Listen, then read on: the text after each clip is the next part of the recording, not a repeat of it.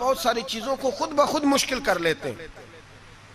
T V پہ خبر آتی ہے فیصل آباد کے 2 بیل ہیں, بولو اور ڈولو, پتہ نہیں کتنے من ان کا وزن ہے. ان سے پوچھا جا رہا ہے کہ بولو ڈولو کھاتے کیا ہیں؟ تو کہتے ہیں بادام کھاتے ہیں, مکھن کھاتے ہیں. یہ جناب پتہ نہیں ان کو دودھ کتنے کلو روز پیتے ہیں, اور بولو ڈولو بیچارے سے خود نہیں چلا جا رہا. لگ ایسے رہ جیسے وہ خود کہہ رہے ہیں مہربانی کرو ہمیں ذبح کر لو. اب تو اٹھا بیٹھا بھی نہیں جا رہا. او خدا کے بندو, دین کی اصل حقیقت کو سمجھو. یہ تو حضور نے فرمایا خوبصورت جانور لاؤ, یہ کس حدیث میں آیا ہے کہ اسے بادام کھلاؤ؟ آج لوگ انسانوں کو روٹی نہیں مل رہی اور جانوروں کو بادام کھلا رہے ہو. اس کے حصے میں جو اللہ نے شے رکھی ہے نا وہ چارہ ہے, اس کو چارہ کھلاؤ اور اچھے طریقے سے پیٹ بھر کے کھلاؤ. جانور کو پیٹ بھر کے چارہ کھلایا جائے تو جتنی اس کی طبیعت ہوتی ہے اس حساب سے وہ صحت مند ہو جاتا ہے. باقی یہ تو آپ کسی شخص کو اتنا کھلا دیں کہ اس کا پیٹ اتنا بڑا ہو جائے, پھول جائے, تو وہ بیچارہ تکلیف میں آئے گا کہ نہیں آئے گا؟ یہ کس قسم کا ماحول ہے؟ ایک بکرا بکا ہے لاہور میں اور سیٹھوں نے شرطیں لگائی ہوئی ہیں, میں 5 لاکھ کا لایا ہوں تو میں 9 لاکھ کا. یہ کیا چکر ہوا؟ مجھے اتنا کھلایا جی اس کو فلاں چیز. یہ کس نے کہا ہے کھلانے کو؟ بادام کھانا کس حدیث میں آیا؟ کس صحابی نے اپنے بکرے کو بادام کھلائے؟ کس نے مکھن کھلایا؟ کس نے پیڑے کھلائے؟ بس کرو, عجیب تماشا لگ گیا. اور یہاں تو اتنی بری حالت ہو گئی ہے کہ عورتیں ناچنے لگی ہیں قربانی کے جانوروں کے آگے, بیبیاں بیچنے لگی ہیں. اللہ کے غضب کو آواز نہ دو. یہ قربانی ہے کہ ہر چیز کا, مذہب کی ہر شے کا مذاق بنا دیا ہے. جس دین نے عورت کی اپنی قربانی بھی ہو تو اس کو ذبح کرنے کی اجازت نہیں دی, مرد ذبح کرے گا. جو دین کہتا ہے کہ عورت ذبح نہیں کرے گی وہ عورت بیچ سکتی ہے اللہ کے جانور. یہاں جس کا میں نے رمضان میں بھی کہا تھا, پھر بات دہراتا ہوں, سارا سال ناچتے گاتے ہیں اور عید کا موقع آتا ہے تو 2-4 مولوی بٹھا کے وہ دین سکھانا شروع کر دیتے ہیں. کوئی پتہ ہی نہیں, کوئی خبر ہی نہیں. جس بوتل میں کل تک شراب بک رہی تھی اسی میں دودھ پلاؤ گے؟ جس برتن میں کل تک پیشاب تھا اس میں آج لوگوں کو شہد پلاؤ گے؟ بس کرو, یہ مذاق نہیں, یہ رسول اللہ کا دین ہے. نبی پاک سید عالم صلی اللہ تعالی علیہ وآلہ وسلم نے کوئی ذمہ عورت کے کوئی چیز نہیں لگائی ایسی جس میں اسے مردوں کے ساتھ شامل ہونا پڑے. اور عورت سمجھ نہیں رہی کہ یہ اس کی تذلیل ہے, عزت نہیں. صابن بک رہا ہے تو ساتھ بی بی کھڑی ہے, شیمپو بک رہا ہے تو عورت اس کی جو ہے وہ ایڈ دے رہی ہے. یہ عزت ہے عورت کی؟ رسوا کر دیا تم نے ہر شے میں عورت. اب قربانی کا جانور بھی بی بی بیچے گی؟ غیرت کہاں گئی اس قوم کی؟ میرے رسول پاک سرور دو عالم صلی اللہ تعالی علیہ وسلم کو کسی نے آ کے کہا فلاں قبیلے کے لوگوں نے عورت کو سربراہ بنایا ہے, عورت کو آگے لگا لیا ہے. فرمایا تباہ ہو گئے وہ لوگ انہوں نے عورتوں کو اپنے آگے پیشوا بنا لیا. جس رب نے عورت کو نبوت نہیں دی, امامت کرنے کا حق نہیں دیا, کس چکر میں لوگ پڑ گئے؟ 5 لاکھ کا جانور کس لیے لائے ہو؟ 5 لاکھ کا تفاخر کے لیے, دکھانے کے لیے؟ تو اگر 50,000 کا 60,000 کا بھی جانور لاتا تو اچھا آ جاتا. اور 50,000 کا جانور لائے تو 5 لاکھ میں کتنے آتے ہیں بولے؟ تو 10 جانور ذبح ہوں گے تو کتنے غریبوں تک گوشت جائے گا, کتنے گھروں کا بھلا ہوگا. ہر چیز کا چکر الٹا کر دیا گیا ہے. اور صرف حج کے لیے ہوتی تو میرے رسول پاک ہر سال قربانی نہ کرتے, اور میرے نبی پاک قربانی دینے کا حکم. ایک اور بات بڑی لوگ پوچھنے لگے, کہتے جی گائے کی ہوتی ہے, بھینس کی بھی ہوتی ہے کہ نہیں؟ چلو جی اب نئی بات نکل آئی. حدیث پاک میں لفظ آیا اونٹ کا, نبی پاک نے فرمایا بکرا 1 سال کا, گائے 2 سال کی, اونٹ 5 سال کا. حدیث میں لفظ آ گیا اونٹ کا. آپ کو بندہ کہے پہلے بتائیں نر کا کہ مادہ کا, تو میں کدھر سے آپ کو حدیث نکال کے دوں جس میں نر بھی اور مادہ علیحدہ علیحدہ ہو؟ حدیث پاک میں ذکر آ گیا دمبے کا, مینڈے کا. اب باقی جو سارے جاگ رہے ہیں نا, اب غور فرمائیں, باقی ایک بکرا ہے, ایک چھترا ہے, ایک دمبا ہے, ایک دیسی بکرا ہے, ایک پہاڑی بکرا ہے, تو علیحدہ علیحدہ لفظ کہاں سے نکال کے دیے جائیں؟ یہ ساری انواع ہیں, اقسام ہیں, نوع ہیں. اسی طرح بھینس بھی گائے کی ایک قسم ہے. امام اعظم ابو حنیفہ فرماتے ہیں النوع منہ، یہ اس کی ایک قسم ہے، نوع میں سے ہے، گائے کی نوع میں سے ہے۔ آپ عام لفظ بولتے ہیں تو کہتے ہیں بکرا چترا گائے بھینس، عام لفظ ہے نا۔ تو جب گائے کہہ دیا تو اب کو بندہ کہے گائے آیا ہے تو پہلے بتائیں گائے تو ہے تو اس میں بیل شامل ہے کہ نہیں؟ تو گائے کی جتنی قسمیں ہیں نا ہمارے محدثین بھینس کو گائے میں شامل کرتے ہیں، بھینس گائے کی ایک قسم ہے۔ تو نبی پاک صلی اللہ علیہ وسلم نے جب گائے کا لفظ استعمال کیا تو بھینس اس کے اندر آ گئی۔ تو اگر گائے کی قربانی جائز ہے تو بھینس کی قربانی بھی جائز ہے، اگر بیل کی قربانی جائز ہے تو کٹے کی قربانی بھی 100% جائز ہے، اس کے اندر 7 حصے ڈالے جائیں گے، اسے قربان کیا جائے گا، یہ جائز ہے۔ اگر آپ صریح لفظ نکال کے دکھانے کو کہیں گے تو پھر تو بڑی چیزوں میں لوگ الجھ جائیں گے، پھر کیسے نکالا جائے گا خسی کی جائز ہے کہ نہیں، جو خسی نہیں اس کی جائز ہے کہ نہیں، فلاں کی۔ تو ان تفصیلات، ہاں بہت ساری چیزوں کی تفصیلات حدیث میں ہیں لیکن ساری چیزوں کی موجود نہیں۔ اس لیے میرے عزیز یاد رکھیں، بھینس کی قربانی بھی ہوگی، گائے کی بھی ہوگی، بیل کی بھی ہوگی، کٹے کی بھی ہوگی، جن کی نہیں ان کی نہیں۔ ہم نے کبھی کہا ہرن کی قربانی بھی ہوگی یا مرغی کی قربانی بھی ہوگی۔ تو حدیث مبارکہ کے اندر جو چیزیں موجود ہیں ان کی جتنی اقسام ہیں ان سب کی قربانی کرنا ہاں جائز ہے۔ اور میرے نبی پاک صلی اللہ علیہ وسلم نے فرمایا جانور خوبصورت ہو، لنگڑا نہ ہو، کانا نہ ہو، زخمی نہ ہو، خوبصورت جانور لاؤ، اس کو لا کے ذبح کرو۔ لوگ کہتے ہیں چلو اتنے پیسے اللہ کے راستے میں دے دیں تو یہ کافی نہیں کافی۔ مسلم شریف میں، بخاری شریف میں میرے نبی پاک سید عالم صلی اللہ تعالی علیہ وسلم نے فرمایا 10 ذی الحج کو، 10 ذی الحج کو اللہ کی نظر میں ابن آدم کا سب سے پسندیدہ عمل، لیکن نا 10 ذی الحج کو، کل 10 ذی الحج ہے تو بڑے کام ہوں گے، فجر کی نماز بھی ہوگی، تکبیرات تشریق بھی پڑھی جائیں گی۔ آج فجر سے شروع ہو گئی نا، 9 کی فجر سے لے کر 13 کی عصر تک تکبیرات تشریق پڑھی جائیں گی۔ اللہ اکبر، اللہ اکبر، لا الہ الا اللہ واللہ اکبر، اللہ اکبر وللہ الحمد، اللہ اکبر، اللہ اکبر، لا الہ الا اللہ واللہ اکبر، اللہ اکبر وللہ الحمد، اللہ اکبر، اللہ اکبر، لا الہ الا اللہ واللہ اکبر، اللہ اکبر وللہ الحمد۔ کوشش کریں جب بھی پڑھیں 3 بار پڑھیں۔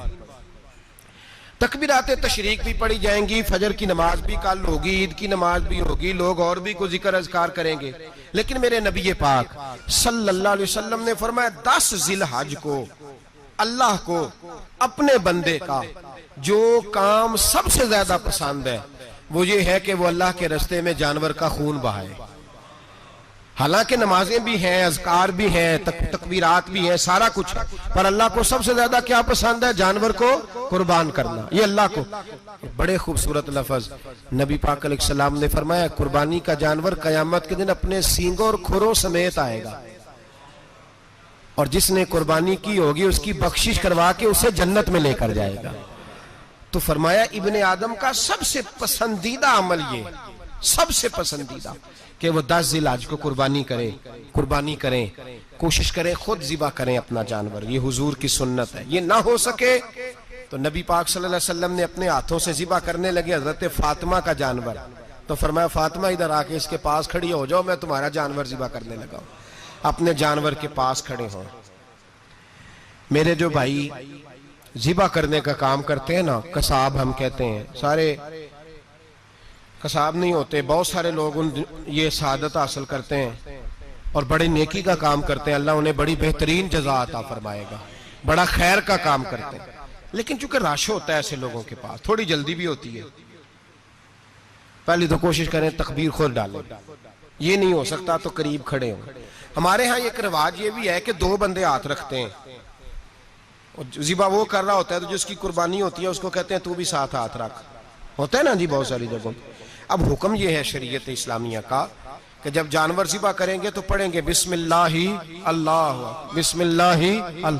ہاں نبی پاک صلی اللہ علیہ وسلم نے لمبی دعا پڑھی، صحابہ بھی لمبی دعا، انی وجہت وجہی للذی فطر السماوات والارض حنیفا وما انا من المشرکین، یہ بھی پڑھا۔ اور پھر میرے رسول پاک صلی اللہ علیہ وسلم نے یہ بھی کہا کہ اللہ میری طرف سے قبول فرما، میری امت، میری اہل بیت کی طرف سے قبول فرما۔ صحابہ جب جانور ذبح کرنے لگتے پہلے یہ دعا پڑھتے، پھر کہتے اللہم تقبل منا کما تقبلتا خلیل کا ابراہیم علیہ السلام وتقبلتا حبیب کا محمد صلی اللہ علیہ وسلم، اے اللہ ہم سے بھی قبول فرما جیسے تو نے حضرت ابراہیم سے قبول فرمائی اور جیسے اپنے حبیب حضرت محمد صلی اللہ علیہ وسلم سے قبول. یہ ساری دعا پڑھیں. اور جب جانور ذبح کرنے لگے تو پھر پڑھیں بسم اللہ اللہ بسم اللہ اللہ. اچھا 2 آدمیوں نے ہاتھ رکھا ہوا ہے، 2 آدمیوں. اب اگر ایک نے بھی نہ پڑھی بسم اللہ اللہ اکبر تو جانور حلال نہیں ہوگا، دونوں کو پڑھنا پڑے گا. یہ مسئلہ یاد رکھیں. ایک اور بات بھی بتانی ہے آپ کو، وہ بھی آپ نے یاد رکھنی ہے. قربانی کے بڑے جانور میں کتنے حصے ہوتے ہیں؟ 7. اب 7 حصوں میں 7 کی نیت قربانی کی ہونی چاہیے.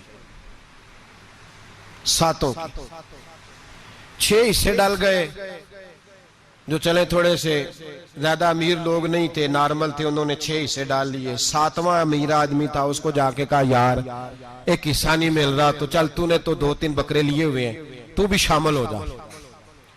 اس نے پہلے تو کہا نہیں یار میں نے اب لے لی ہیں. پھر جب اصرار کیا تو کہا چلو ٹھیک ہے بڑے گوشت کا قیمہ کرا لیں گے.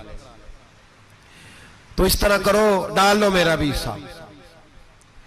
اب 6 کی نیت قربانی کی، 7ویں کی گوشت کی، کسی کی بھی قربانی نہیں ہوگی، گئے سارے. اب اس کے لیے شرط کیا ہے کہ اس کو بھی آپ، اصل میں ہمیں مسائل نہیں آتے، نہ ہم سیکھتے ہیں نہ پتہ کرتے ہیں، پھر خرابی ہوتی ہے. اب اس سے کہیں کہ یار قربانی سے پہلے اپنی نیت کا اعادہ کر، اپنی نیت کا اعادہ کر، بتا کہ تیری نیت کیا ہے، اور اگر غلط ہے تو صحیح کر لے تاکہ سب کی قربانی تو بتا. یہ جو تو رکھ رہا ہے قربانی تو کس کی قربانی کر رہا ہے؟ دادا جی کے نام کی، ابا جی کے نام کی، اپنے پیر کے نام کی، استاد کے نام کی، یا رسول پاک صلی اللہ علیہ وسلم کے نام، نبی پاک کے نام کی؟ اس سے پوچھیں اور جو وہ نیت بتائے اس نیت کی دعا ہوگی، اس کی طرف سے کہا جائے گا اے اللہ اس کی طرف سے اسے قبول. میری بات کی سمجھ آ رہی ہے میرے عزیزوں کو؟ اور اس ارادے کے ساتھ قربانی، اگر ایک کی بھی نیت خراب ہو گئی تو مسئلہ بگڑ گیا. اس لیے ان مسائل کو، اور نبی پاک کے نام کی جو قربانی ہوگی سبحان اللہ. میں کرامات کا زیادہ قائل نہیں، ہم کرامات کے نہیں کیفیات کے قائل ہیں، کیفیات کی. اور دین ویسے بھی لفظوں کا نام نہیں کیفیت کا نام ہے. میرے حصہ فرمایا کرتے تھے ہم کرامت سے زیادہ کیفیت کے قائل ہیں. اگر مرید ساری زندگی کرامتیں سناتا رہے اور کبھی اسے مدینے جانے کا شوق ہی پیدا نہ ہو، کبھی نبی پاک کے نام پہ آنسو نہ آئے تو پھر کرامت کا فائدہ نہیں، کیفیت تو ملی نہیں اسے. ہم کیفیت، اسی طرح ہم نظرانے کے نہیں نظر آنے کے قائل ہیں. تو بھائی یہ یاد رکھ لیں کیفیت کا نام دین ہے. نبی پاک کے نام کی قربانی میں قائل تو نہیں کرامت کا، لیکن ایک بات میں نے اپنے ایک استادوں سے، ایک بزرگوں سے سنی ہے، میرا دل کرتا ہے وہ سنا دوں آپ کو. اور بزرگوں کا قول ہے اصل رنگ جو میں عرض کر رہا ہوں اسی رنگ میں اس کو رکھیے گا، اور جس حد تک میں بات کر رہا ہوں اسی حد تک رکھیے گا. اب ہر آدمی کے پاس موبائل ہوتا ہے، فوراً بات ریکارڈ ہوتی ہے، فوراً میڈیا پہ جاتی ہے، فوراً لوگ کمنٹس کرتے ہیں. تو بھائی جس حد تک سناؤں اسی حد تک رکھیے گا. میرے ایک بزرگ فرمایا کرتے ہیں کہ نبی پاک کے نام کا جانور ذبح کرو اور وہ گوشت اس آدمی کو کھلاؤ جس کا حافظہ کمزور ہے، اللہ اسے وسیع حافظہ عطا فرمائے گا.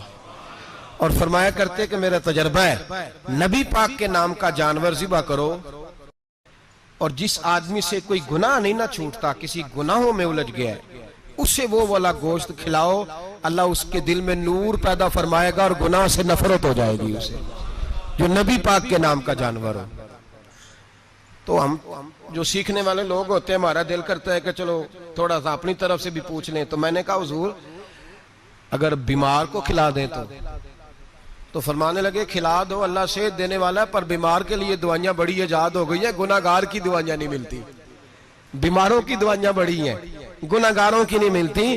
گناہ گار کو کھلاؤ، اس لیے کہ جو چیز مصطفیٰ کے نام سے منسوب ہو جاتی ہے رب اس کی بڑی قدر فرماتا ہے، اللہ اس کی بڑی قدر کرتا ہے. جو چیز نبی پاک کے نام سے منسوب ہو جاتی ہے اللہ اس کی بڑی قدر فرماتا ہے. میرے نبی پاک علیہ السلام نے فرمایا میرا کلمہ پڑھنے والا مومن جب دوزخ سے گزرے گا تو دوزخ کہے گی جلدی جلدی گزر جا، جلدی جلدی جہنم کی آگ کہے گی جلدی جلدی گزر جا جلدی، تو مومن کہے گا تو آگ ہے، تجھے کیا بات ہوئی، پل صراط سے گزر رہا ہے، کیا مسئلہ ہوا؟ اس کے پاس سے گزر رہا ہے دوزخ کے، تو پاس سے گزرتے وقت بھی کہتے ہو جلدی گزر جا، کہیں ایسا نہ ہو کہ تیرے نور کی چمک میری آگ کو ہی ٹھنڈا کر دے۔ یہ شان ہے ان کے غلاموں کی، تو سرکار کا عالم کیا ہوگا؟ تو میرے رسول پاک علیہ السلام سے جو شے منسوب ہو جاتی ہے اس کی اللہ بڑی قدر فرماتا ہے، جبھی تو ہماری قدر ہے۔ اللہ فرماتا ہے کنتم خیر امت، تم جس طرح کے بھی ہو سب سے افضل، اس لیے کہ میرے محمد کا کلمہ جو پڑھتے ہو صلی اللہ علیہ، تو قربانی کریں، اچھی نیت کے ساتھ کریں، خلوص کے ساتھ کریں۔ قربانی کے گوشت کے 3 حصے کرنے، ایک دینا ہے خالص غریب لوگوں کو، جی کیا دینا ہے ان کو؟ جی غریبوں کو کیا دینا ہے؟ نال چڑکا نہیں دینی ہے 250 آ بھی گئے ہو تسی، اجے تو کھل بھی نہیں لائی، چڑکا نہیں دینی ہے، اور جو تیرے دروازے تک چل کے آ گیا، اور اللہ پاک سے ڈرا کر بس یہ سوچ کہ اس نے تجھے دینے والا بنایا ہے، میں یہ سوچ کہ کوئی کسی کے دروازے تک نہیں جاتا، یہ سوچ وہ بڑا بے نیاز ہے، کچھ کا کچھ کر دیتا، تیرے دروازے تک آ گیا نا بس ٹھیک ہو گیا، تو سمجھ کہ اس نے تجھے بڑی عزت دی ہے، تیرے دروازے تک شاپر لے کے آیا ہے، جھڑکے نہ دے، اتے بہ جا، تو آ بھی گیا ہے، ایسے نہ کر، ایسے نہ کر، بالکل بس جو آ گیا ہے نا اس کو عزت دے، وقار دے، غریب کو گوشت دینا ہے، 7 جھڑکے نہیں دینی۔ اور اس کو بڑی عجیب بات ہے، چودھری صاحب بیٹھے ہوئے ہیں، 2 پنکھے چل رہے ہیں، اور انہوں نے جناب بڑا صوفہ رکھا ہوا ہے اور ٹپ میں گوشت رکھا ہوا ہے، اور غریب آدمی لائنوں میں لگے ہوئے ہیں، تھوڑی دیر کے بعد میں چائے پینی، بس کر یار بس کر، بے پرواہی وے ایک سجن دی جتھے کسے دی پیش نہ جاوے، انہیں تاجاں والے در در رولے تے منگتے ہیں تخت بٹھاوے، ڈر اس کی بے نیازی سے، دیکھ جو تیرے دروازے تک آ گیا بس آ گیا، اتنا ہی کافی ہے، اتنا ہی کافی ہے، اور اسی پہ اکتفا کر۔ اور کسائی سے بھی میری گزارش ہے کہ فٹافٹ ذبح کرنا ہے، اگلے گھر بھی جانا ہے، جانور میں ابھی جان ہوتی ہے تو کھلڑی اتارنی شروع کر دیتے ہیں، یہ ظلم ہے۔ جس محبوب نے فرمایا ہے کہ جانور کے سامنے جانور ذبح نہ کرو، جنہوں نے کہا کہ جانور کے سامنے چھری تیز نہ کرو، انہوں نے تمہیں کیسے اجازت مل گئی ہو؟ بھائی کچھ نہیں ہوتا، اللہ خیر کرے گا، اور آپ بھی کسائی کی منت کریں، لڑائی نہیں کریں، گزارش کریں، کہیں ذرا ٹھہر جا یار 2 منٹ ٹھہر، ٹھنڈا ہونے دے، اسے ٹھنڈا ہونے دے، زندہ آدمی کی کھال اتاریں تو کتنی تکلیف ہوتی ہے، اتنا ظلم میں نے دیکھا، اسی وقت اس نے لٹکا دیا، پیر کاٹنے لگ گیا، فٹافٹ نہ، ٹھنڈا ہونے دیں، نبی پاک صلی اللہ علیہ وسلم نے منع فرمایا، جانور ٹھنڈا ہو کا گوشت بنائیں اچھے طریقے سے، کچھ نہیں ہونے لگا، کوئی مسئلہ نہیں ایسا۔